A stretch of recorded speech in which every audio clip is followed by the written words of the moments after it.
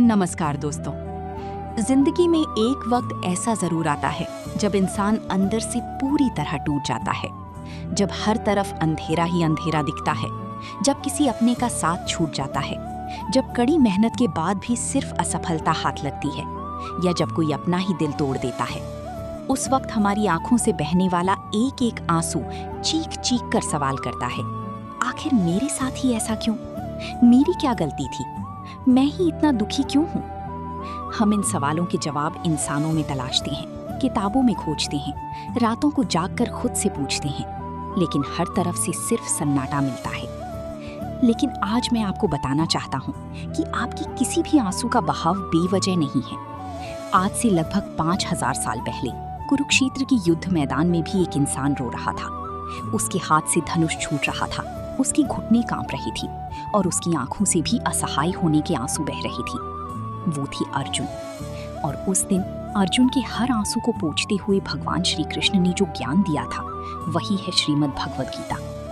गीता सिर्फ एक धार्मिक ग्रंथ नहीं है, गीता आपके हर उस आंसू का जवाब है जो आपने अकेले में बहाया है। पहला सबक, जो हुआ अच्छे के लिए हुआ।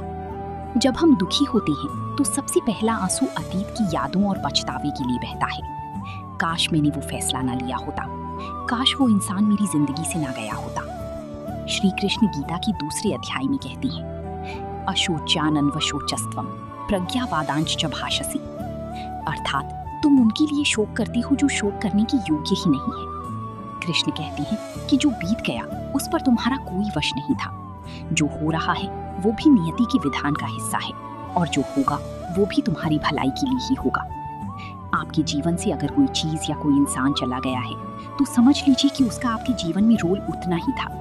जब कोई पुराना दरवाजा बंद होता है तभी ईश्वर आपके लिए नया और बड़ा दरवाजा खोलते हैं। इसलिए अतीत के पन्नों को बार बार पलटकर अपनी आंखों को नम मत कीजिए।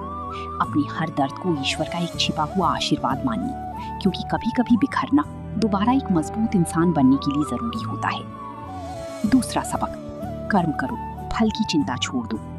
हमारी आंसुओं की दूसरी सबसे बड़ी वजह होती है अपेक्षा, एक्सपेक्टेशंस। हमने किसी के लिए बहुत कुछ किया लेकिन बदले में धोखा मिला। हमने दिन रात मेहनत की लेकिन मनचाहा परिणाम नहीं मिला, और बस हम हार मानकर बैठ जाते हैं। तब श्री कृष्ण हमें गीता का सबसे महान मंत्र देते हैं, कर्मण्येवाधिकारस्ते मा फलेषु कदाचन। कृष्ण कहते हैं, अर्जुन तेरा अधिकार सिर्फ कर्म करने पर है, उसके फल पर कभी नहीं। जरा सोचिए, जब आप केवल परिणाम के बारे में सोचते हैं तो आप डरते हैं, तनाव में आते हैं और असफल होने पर रोते हैं। लेकिन जब आपका पूरा ध्यान सिर्फ अपने कर्म पर होता है तो असफलता का डर खत्म हो जाता है। अगर आज आप किसी असफलता पर आंसू बहा रहे हैं तो श्री कृष्ण का ये संदेश याद रखिए, आपकी मेहनत का एक भी कण व्यर्थ नहीं जाएगा। यदि परिणाम आपकी मर्जी का नहीं मिला, याद रखिए कि ये परिणाम आपकी मर्जी का नहीं बल्कि ईश्वर की मर्जी का है, और ईश्वर आपके लिए कभी बुरा सोच ही नहीं सकते।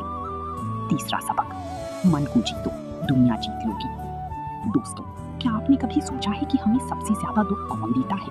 कोई बाहरी इंसान, कोई परिस्थिति नहीं। हमें सबसे ज्यादा दुख देता है हमारा अपना मन। हमारा मन ही हमें पुरानी बातें याद दिलाकर रुलाता है। हमारा मन ही हमें भविष्य की डर दिखाकर डराता है। गीता के 6 अध्याय में श्री कृष्ण कहते हैं, बंधुरात्मात्मनस्तस्य येनैवात्मात्मना जितः। अर्थात जिस इंसान ने अपने मन को जीत लिया है उसका मन ही उसका सबसे बड़ा मित्र है, लेकिन जो मन को नहीं जीत पाया उसका मन ही उसका सबसे बड़ा शत्रु बन जाता है। आपके आंसू तब रुकेंगे जब आप अपने मन की गुलाम बनना बंद कर देंगे। जब दुख आए तो मन से कहिए, ये वक्त भी गुजर जाएगा। जब असफलता आए तो मन से कहिए, ये अंत नहीं, एक नई शुरुआत है। अपने मन के हाथों की कठपुतली मत बनिए, अपने मन की स्वामी बनिए। निष्कर्ष, समर्पण और नई शुरुआत। अंत में श्री कृष्ण अर्जुन से एक बात कहते हैं जो आज आपके लिए भी है, सर्वधर्मान् परित्यज्य मामेकं शरणं व्रज अहं त्वां सर्वपापेभ्यो मोक्षयिष्यामि मा शुचः। कृष्ण कहते हैं, सब कुछ मुझ पर छोड़ दो और मेरी शरण में आ जाओ। मैं तुम्हें हर दुख, हर भय से मुक्त कर दूंगा। शोक मत करो।